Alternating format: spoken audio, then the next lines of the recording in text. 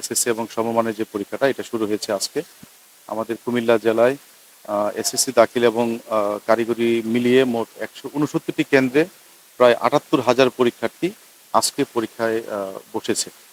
আমরা এই পরীক্ষাকে কেন্দ্র করে সকল প্রস্তুতি সম্পন্ন করেছি।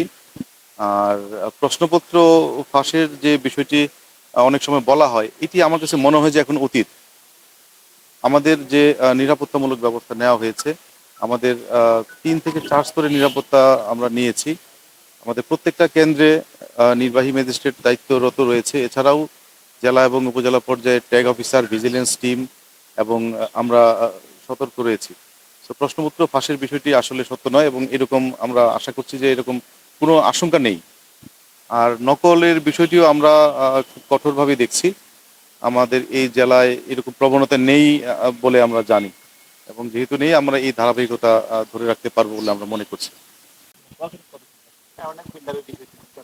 না না, শিক্ষার্থী ঝরে পড়ার বিষয়টি আসলে আমরা ওভাবে আমাদের হাতে স্ট্যাটিস্টিক্স নেই, তবে যেটা বলেছেন কিছু হয়তো কমেছে গতবারের তুলনায়। তো এটা হতে পারে এমন যে আমরা টেস্ট পরীক্ষাগুলোতে খুব কঠোর অবস্থা নিয়েছি, যে তারা তাদের পারফরমেন্স যদি ভালো না হয় তাদেরকে আমরা অবতীর্ণ হওয়ার সুযোগ দিচ্ছি না, এটা হতে পারে।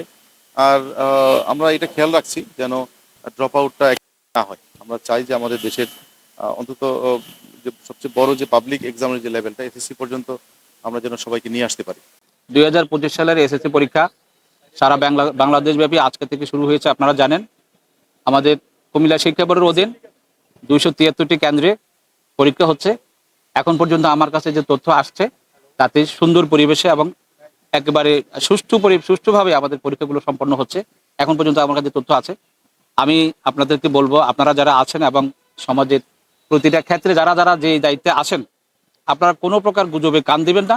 যদি কোথাও কোনো সমস্যা আছে বলে মনে করেন বা দেখেন, নিশ্চিত হন, তাহলে আমাদের সাথে যোগাযোগ করবেন, আমাদের কন্ট্রোল রুমের সাথে যোগাযোগ করবেন। কন্ট্রোল রুমের নাম্বার দেওয়া আছে, সেখানে আপনারা আপনাদের যা যা বলার সেটা বলবেন, আমরা তড়িৎ ব্যবস্থা করব। আমরা আমাদের জেলা, আপনারা জানেন জেলা প্রশাসনের পক্ষ থেকেও বিভিন্ন রকম পদক্ষেপ গ্রহণ করা হয়েছে। আমাদের শিক্ষা বোর্ডের পক্ষ থেকেও আমাদের মাধ্যমিক ও উচ্চশিক্ষা বিভাগের শিক্ষা মন্ত্রণালয় থেকে যে নির্দেশনা দেওয়া হয়েছে আমরা সেটি বাস্তবায়ন করেছি। ইতিমধ্যে যা যা করণীয়, যা যা নির্দেশনা আমাদের দেওয়া হয়েছে মন্ত্রণালয় থেকে, আমরা সবগুলোই বাস্তবায়ন করেছি। আর আপনারা কোনো প্রকার গুজবে কান দেবেন না। আর যদি কোথাও কোনো সমস্যা মনে করেন আপনারা জানাবেন, কন্ট্রোল রুমে জানাবেন। যা রেজিস্ট্রেশন হয়েছে তার থেকে কম পরীক্ষার্থী অংশগ্রহণ করছে। এটা তবে গত বছরের তুলনায় এই বছর পরীক্ষার্থী যা রেজিস্ট্রেশন ছিল তার থেকে পরীক্ষার্থী এবার বেড়েছে। এখন যদি সুনির্দিষ্টভাবে জানতে চান যে কেন কমেছে, তাহলে আমাকে বিভিন্ন কেন্দ্র থেকে বা প্রতিষ্ঠান থেকে তথ্য নিতে হবে কোন কেন্দ্রে সবচেয়ে বেশি কমেছে। আপনারা জানেন বিভিন্ন রকমের কারণ থাকতে পারে, বাল্য বিবাহ থাকতে পারে, অন্যান্য কারণ থাকতে পারে, সামাজিক।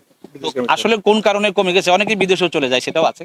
তো কোন কারণে আমাদের শিক্ষার্থী কমেছে, পরীক্ষার্থী কমেছে, সেটা আমরা জেনে আপনাদেরকে জানাতে পারবো। তবে এটা বলতে পারি যে গত বছরে যে শিক্ষার্থীগুলো বা যে পরিমাণ, যে পার্সেন্টেজ ঝরে পড়ছিল সেই তুলনায় এবছর একটু কম আছে। আমরা চেষ্টা করব বিভিন্ন আগে কারণগুলো বের করবো সুনির্দিষ্টভাবে, তারপরে সেখানে আমরা হাত দিব। আমরা চেষ্টা করব আমরা প্রত্যেকটা প্রতিষ্ঠানের সাথে যোগাযোগ করি, বিশেষ করে যেখানে কমে গেছে রেজিস্ট্রেশনের তুলনায় পরীক্ষার্থীর হার কমে গেছে, সেখানে আমরা যোগাযোগ করি, কারণটা উদ্ঘাটন করি, চেষ্টা করব সেই অনুযায়ী তারপরে আমরা প্রয়োজনীয় ব্যবস্থা নেব।